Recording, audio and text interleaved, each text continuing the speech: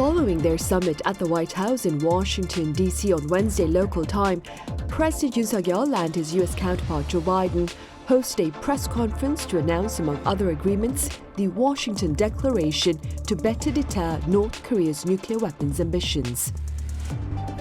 So what is the deterrence plan under the Washington Declaration?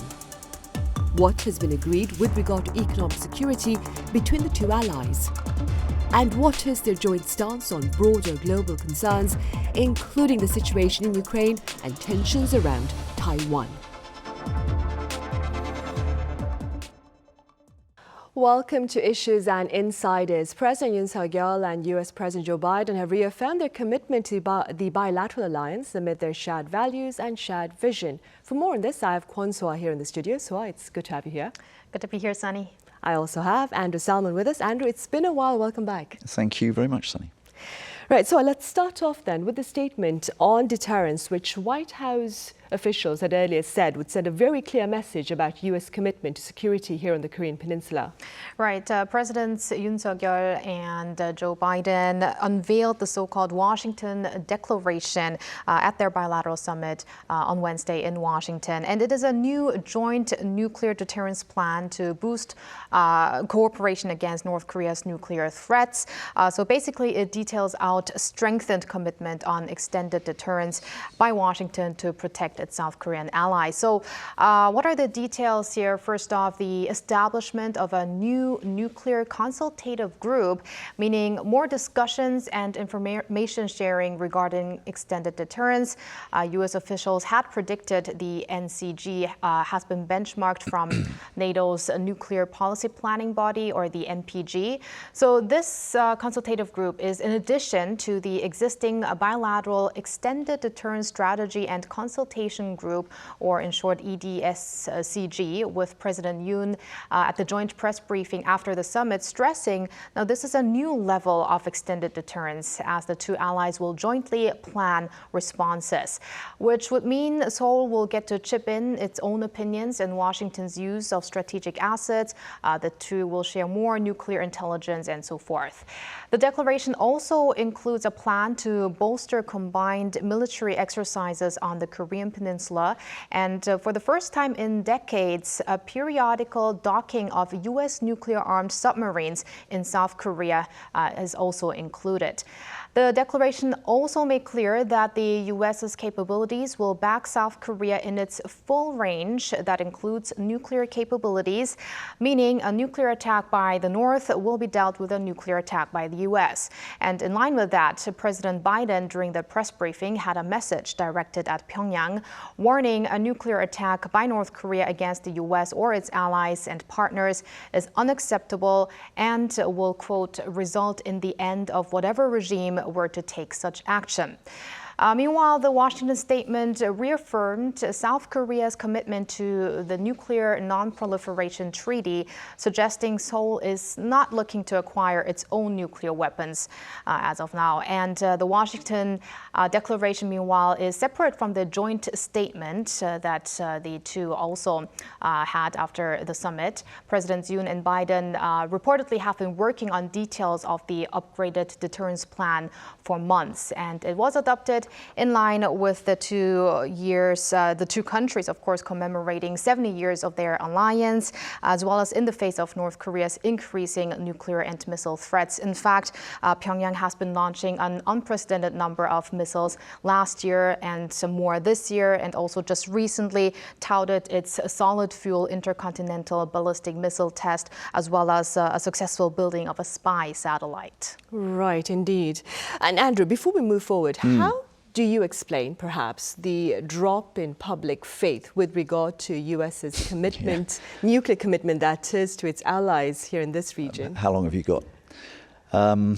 Quite a bit. Okay, well, let's go for it. I mean, let's look at the Trump presidency, in which we saw an American president for the first time ever meeting a North Korean leader and appearing to be more comfortable with the North Korean leader than the South Korean leader. That was a bad look. He also sought to sort of monetize the alliance. He clearly didn't get the geopolitical value of the alliance. And while this was happening, of course, both before and after, the international community has proven completely unable to halt North Korea's production of weapons of mass destruction, which are including not just long-range intercontinental weapons, but close-range tactical nuclear weapons. So these are the kind of things which will be used on the peninsula, not to strike a distant target, the US, Guam, or Japan. Then you've got US commitment. It's not got a good record of strategic patience and winning wars. A disastrous withdrawal from Afghanistan following earlier defeats in, you name it, South Vietnam, Somalia, arguably defeats in Syria and Iraq. Again, none of this is a good look for those who rely on the US for their protection. Then, of course, you've got Vladimir Putin actually goes for broke and invades Ukraine, which has shocked and astonished the world. And what he's done in that invasion is a potential model for Kim Jong-un. He's launched a conventional invasion, but he's ring-fenced it with a nuclear threat. And that is a frightening prospect for South Korea. And of course, the big question, the unanswered question, which there can be no answer to, thankfully there's never been an actual nuclear exchange in history, is the question which arose between de Gaulle and Kennedy. When de Gaulle said to Kennedy, would you be prepared to sacrifice New York for Paris? And that's an unanswerable question. I think this combination of factors is making, smart, strategic thinking South Koreans a little bit nervous. Right, and against these geopolitical developments, so there have been calls by a former U.S. government official for the redeployment of tactical nuclear weapons here in South Korea. Tell us more. Yes, that was John Bolton, the former U.S. National Security Advisor, who said he believes the U.S. should redeploy tactical weapons on the Korean peninsula, saying that's how you make deterrence credible. He claimed this will give a clear message to North Korean leader Kim Jong-un, as well as his successor, and calm growing calls in South Korea for its own development of nuclear weapons. Bolton, well known for his hawkish views regarding Korean peninsula issues, especially during the Trump administration, spoke on the issue at a conference in Seoul on Tuesday. That was the ASEAN Plenum 2023, hosted by the ASEAN Institute for Policy Studies.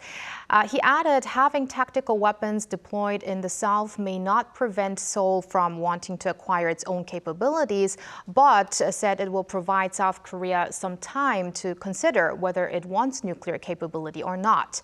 The redeployment of U.S. tactical weapons was actually something that President Yoon Suk-yeol had wanted, at least during his election campaign. But after taking office, the Yoon administration appeared to have changed its mind, saying it's not considering such request to Washington.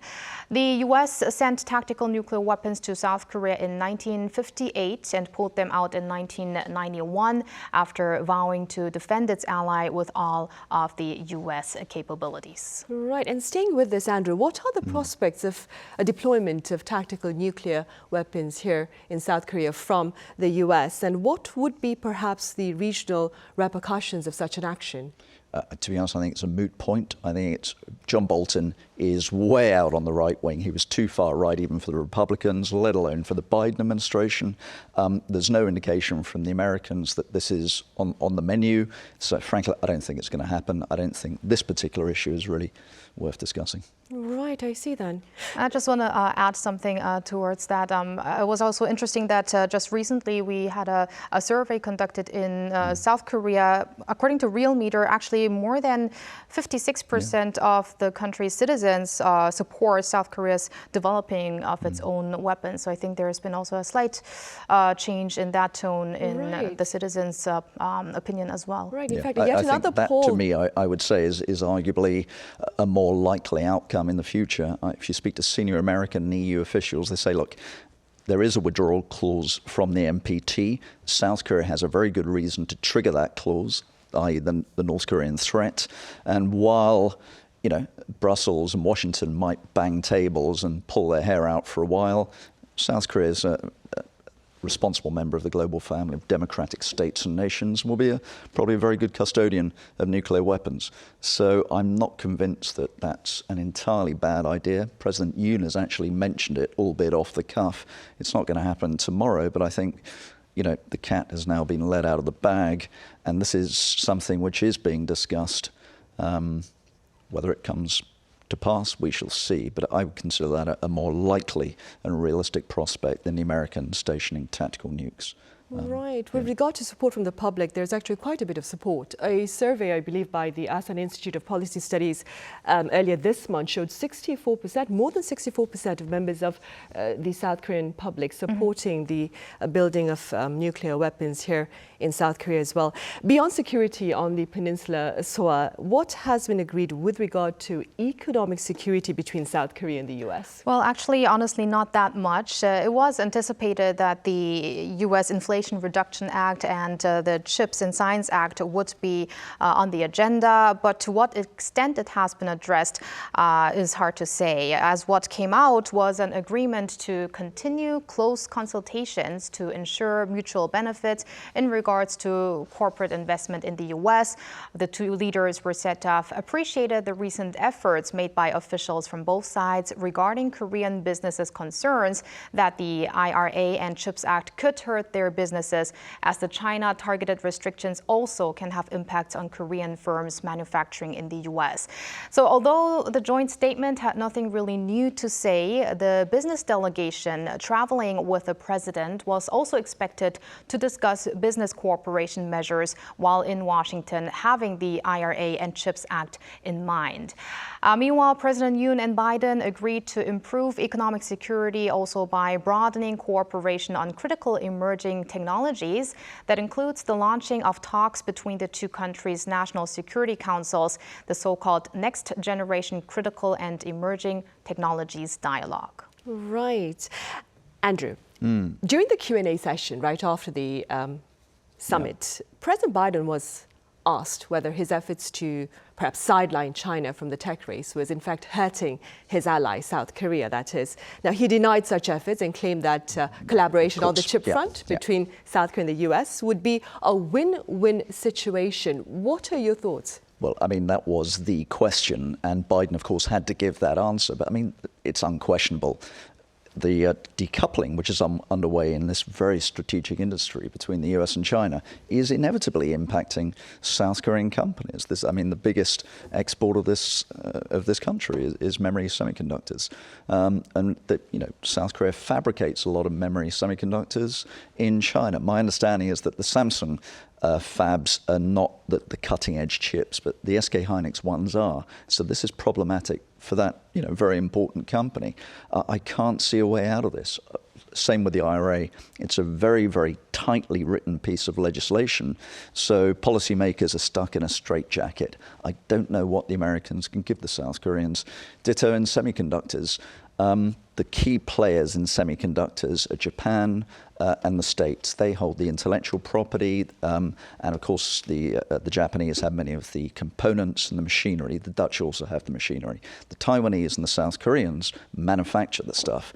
And it seems as if the Americans have one policy, the Japanese are on side, and I think the Dutch equipment manufacturers are being pulled in by American pressure. So I can't see a way that the Americans would permit or allow the South Koreans to leak this wall. So it's intensely problematic for the South Korean players going forward. I don't know what the solution is going to be. We certainly haven't seen a solution during this visit thus far. You're right, they haven't, which is why they've only spoken about pursuing further close consultations. So aside from issues of bilateral interest, the two leaders also touched upon global concerns, including, of course, the situation in Ukraine and tensions in the Taiwan Strait. What more can you tell us?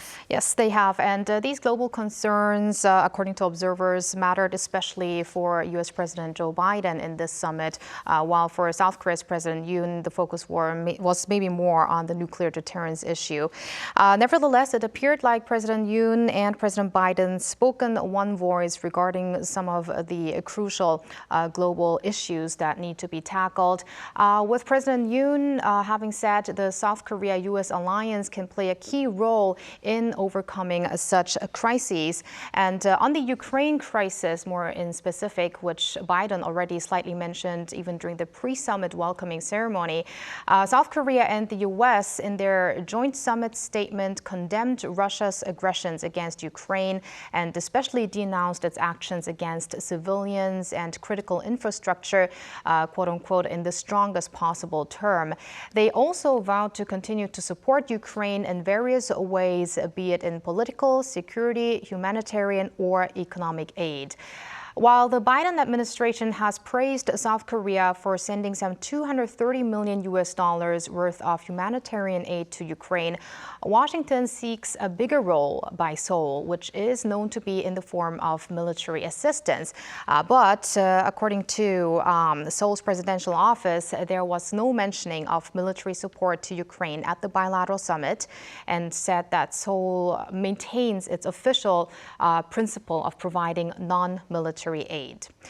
On the Taiwan issue, meanwhile, Yoon and Biden renewed the importance of maintaining peace and stability in the Taiwan Strait and strongly opposed any, quote, unilateral attempts to change the status quo in the Indo-Pacific, including through unlawful maritime claims, the militarization of reclaimed features, and coercive activities. So that was obviously a statement addressed at China. And these wordings are assessed to be stronger than those that President Yoon agreed upon with President Biden earlier when President Biden was here in Korea for their summit back in May.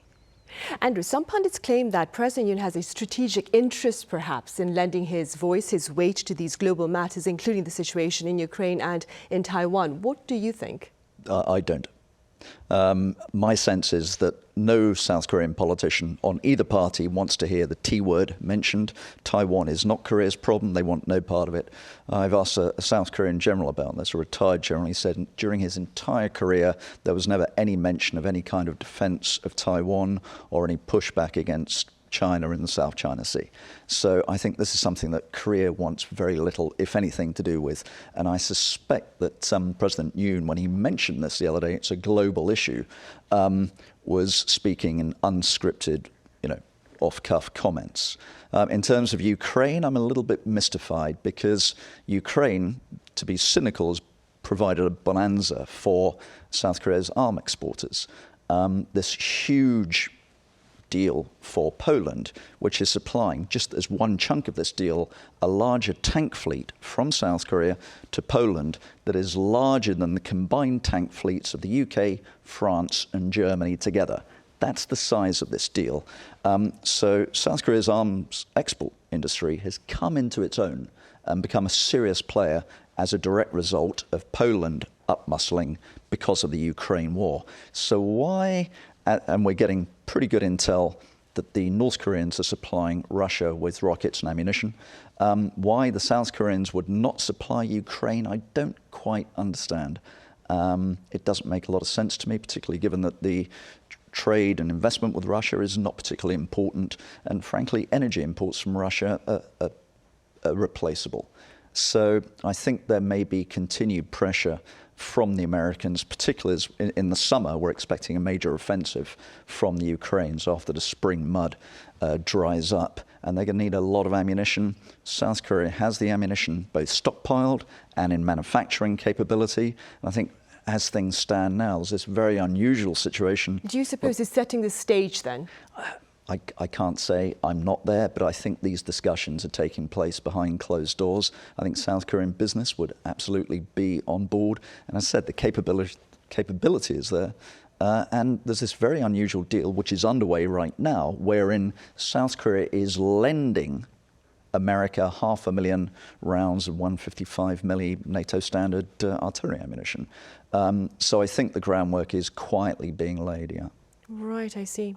Meanwhile, so on a light note now, there was quite a bit of coverage about the red carpet treatment for the South Korean presidential delegation amid this latest state visit, right? Right. I mean, it doesn't happen that often that you have state visits. I mean, there are rules that each country has regarding how many state visits they can have a year and for how many times one leader can actually go to the country as a state visit, that is. So there was really a warm welcome and high level of hospitality. It It was assessed right after the arrival of President Yoon, of course, and also before the summit, they had the arrival ceremony at the White House South Lawn, and also special dinner reception and all that.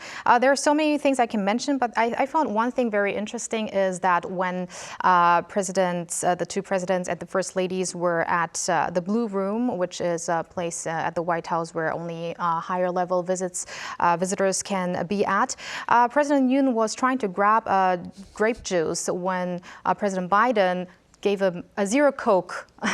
And so that showed him how he was like really interested in Yoon's, preference for beverages, for instance. So you could see those little details in how warm the presidential couple was received. Right, these very cordial gestures of hospitality, they were quite remarkable. All right, so as always, thank you very much for your time and your thoughts today. And Andrew, it's been a while, but thank you for being here. Thank you. We enjoyed your insights.